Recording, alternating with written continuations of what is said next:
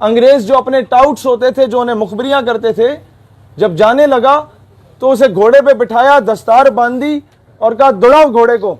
جب وہ گھوڑا صاحب دوڑے نا تو مغرب تک، صبح کا سورج طلوع ہوا اور دوڑتا گیا، مغرب تک 83 گاؤں ہیں، 84 گاؤں ہیں، 50 گاؤں ہیں، 60 گاؤں ہیں، جہاں تک وہ گھوڑا دوڑا تھا وہاں تک کی ساری زمین اس بندے کو دے دی. وہ جو ان کا چیلا ہوتا تھا انگریزوں کا، ان کے جو کتے نہلاتا تھا، اس کو دے دی اور کہا تم یہاں کے نواب ہو گئے.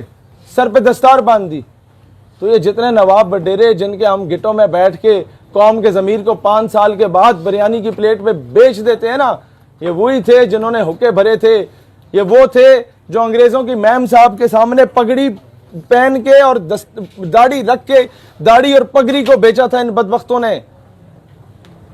اس دور میں شراب پیش کرنے والے کے لیے داڑھی رکھنا لازم قرار دیا گیا تھا تاکہ داڑھی کی توہین ہو.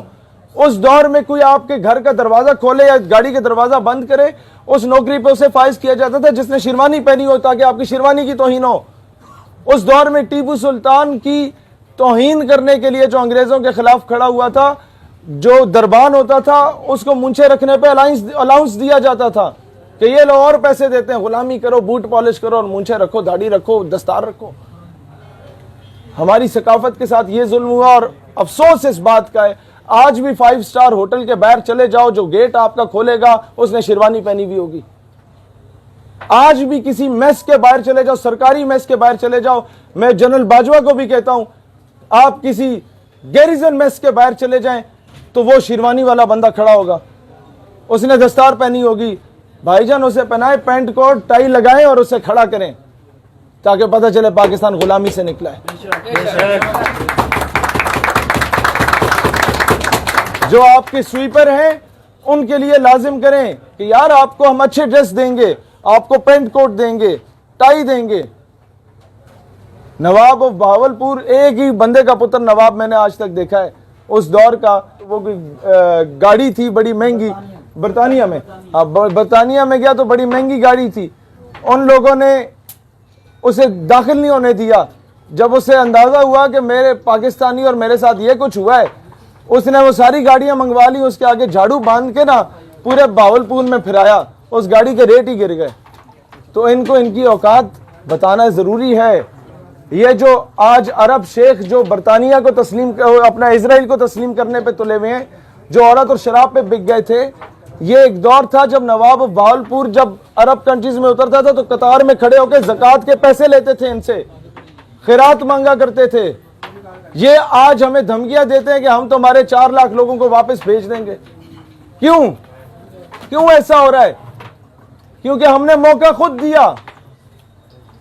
ہم نے بجائے اس کے کہ ہماری نمبر 1 آرمی ہے، نمبر 1 انٹیلیجنس ایجنسی ہے، ہم انہیں کہتے کہ یار ہم پروٹیکشن دیں گے آپ لوگوں کو، ہم حجاز مقدس کی حفاظت کریں گے.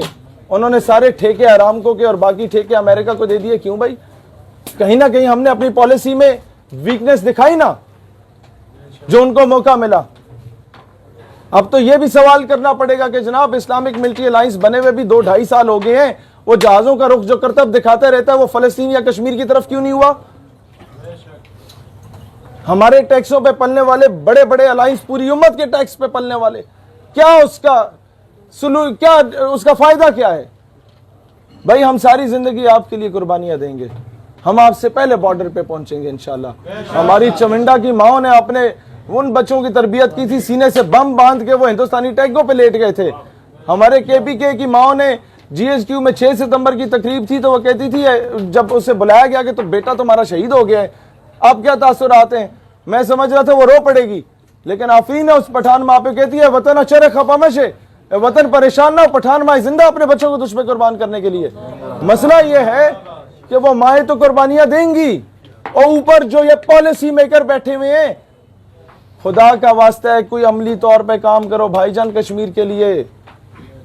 خدا کا واسطہ ہے آج وہ بہن لکھنے پہ مجبور ہو گئی ہے کہ عمر فاروق رضی اللہ تعالیٰ عنہ کے، عمر بن عبدالعزیز رحمت اللہ علیہ کے، حیدر کرار شیر خدا کرم اللہ وجہ الکریم کے، محمد بن قاسم کے، طارق بن زیاد کے وارث کدھر گئے بھائی جو کشتیاں جلا دیا کرتے تھے؟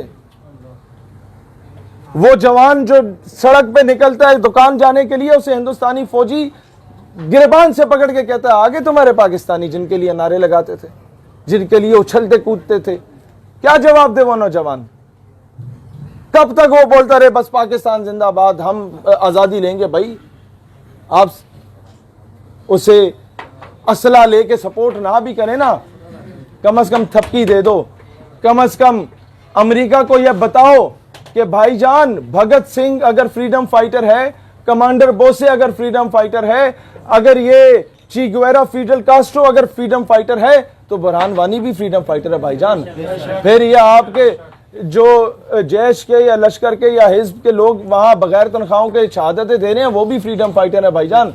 फिर डॉक्टर मनान वानी और अफजल गुरु भी फ्रीडम फाइटर है। ये चीजें क्यों नहीं बताई जाती? उस पे कौम को तकसीम किया जाता है, कहा जाता है नहीं ये तो फलाने मसलक है, या ये पठान है, तो पंजाबी है, ए बारे से नहीं बोलना। भाई क्यों? जब कोई खत्म नबूवत का काम कर रहा है तो बड़े बड़े उलमा हमें बताओ, क्या जो आज हमें कहते हैं कि जी आप क्यों सारे मकातब फिक्र इकट्ठे हो गए खत्म नबूवत की बात करते हैं, खुद अकेले क्यों नहीं करते? भाई आप शाह अमन नूरानी से ज्यादा पढ़े लिखे हैं।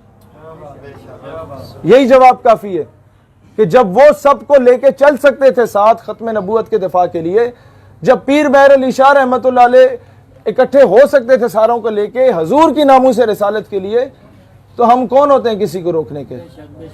हम कौन होते हैं? हम क्यों नहीं जिहाद के लिए किरदार अदा कर रहे?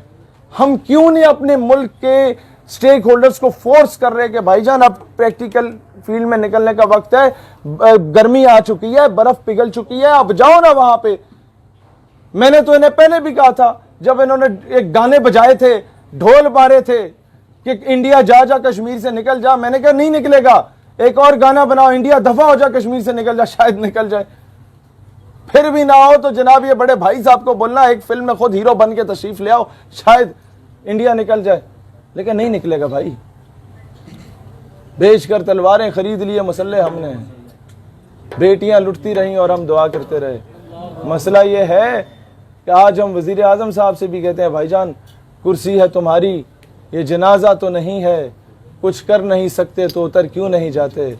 अल्लाह वतन को जो मेरे लूट रहे हैं, ये देश के गद्दार हैं, मर क्यों नहीं जाते?